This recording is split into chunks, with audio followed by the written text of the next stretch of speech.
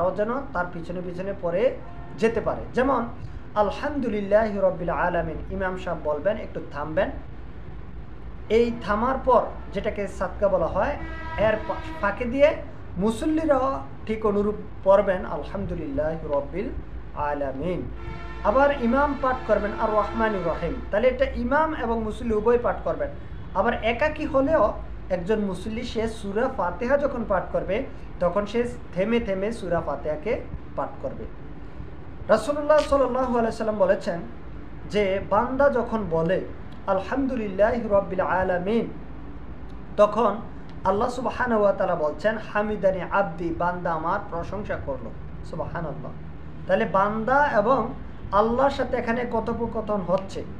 বান্দা সূরা ফাতিহা পাঠ করছে, প্রত্যেক আয়াতে আয়াতে থামবে আর সে কল্পনা করবে যে আল্লাহ তার জবাব দিচ্ছেন।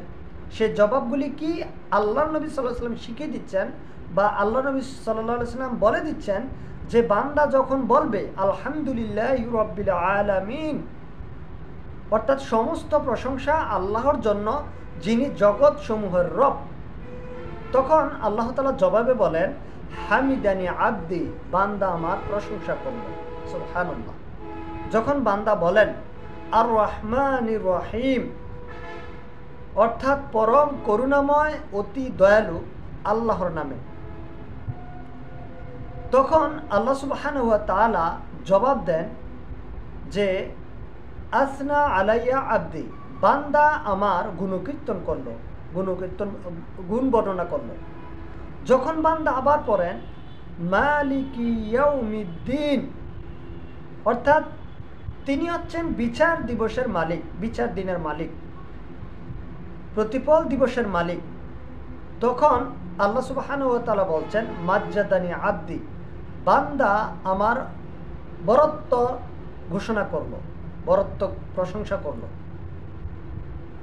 এভাবে করে বান্দা যখন বলেন ইয়্যাকা না'বুদু ওয়া ইয়্যাকা নাস্তাঈন, অর্থাৎ আমরা একমাত্র আপনারই ইবাদত করি এবং আপনার নিকটেই সাহায্য প্রার্থনা করি, তখন আল্লাহ সুবহানাহু ওয়া তাআলা জবাব দেন যে হাযা বাইনা ওয়া বাইনি আব্দি, বান্দা এটা হচ্ছে বান্দা এবং আমার মধ্যে আদাদি, অর্থাৎ বান্দা যা চাইল, এই যে ইয়্যাকা না'বুদু ওয়া ইয়্যাকা নাস্তাঈন, এখানে হচ্ছে আদাদি। কিভাবে আদাদি হলো? আমরা প্রথমে আল্লাহর প্রশংসা করলাম, তারপরে আল্লাহর গুণকীর্তন করলাম, তারপরে আল্লাহ তাআলার তিনি যে প্রতিফল দিবসের মালিক সেটারও গুণ বর্ণনা করলাম। তাহলে এগুলো হচ্ছে আল্লাহর জন্য। ইয়্যাকা না'বুদু, আমরা তাই আল্লাহকে ইবাদত দেব, এটাও আল্লাহর জন্য। এখানে হচ্ছে আদাদি ভাগ, এরপর থেকে আবার বান্দার জন্য। সেটা কি? ওয়া ইয়্যাকা নাস্তাঈন, আমরা একমাত্র আপনার নিকটে সাহায্য প্রার্থনা করি। তখন আল্লাহ বলেন যে তোমাকে সাহায্য করা হবে। ইহদিনা সিরাতাল মুস্তাকিম সিরাতাল্লাযীনা আন'আমতা আলাইহিম গায়রিল মাগদুবি আলাইহিম ওয়ালাদ-দাল্লিন। যখন আমরা বলি যে আমরা একমাত্র আপনার নিকটে সাহায্য প্রার্থনা করি এবং আমাদেরকে আপনি সহজ সরল সঠিক পথ প্রদর্শন করুন, তাদের পথ যারা নেয়ামত প্রাপ্ত তাদের নয়, যারা গজব প্রাপ্ত তাদের নয়, যারা পথভ্রষ্ট। তখন আল্লাহ সুবহানাহু ওয়া তাআলা জবাব বলেন হাযা লিআবদি মা সাআলা, বান্দা যা চাইল সে তা পাবে। অতএব সূরা ফাতিহা এক্ষেত্রে আমরা বলতে পারি যে আল্লাহ সুবহানাহু ওয়া তাআলা আমাদের প্রত্যেকটি আয়াতের জবাব দেন।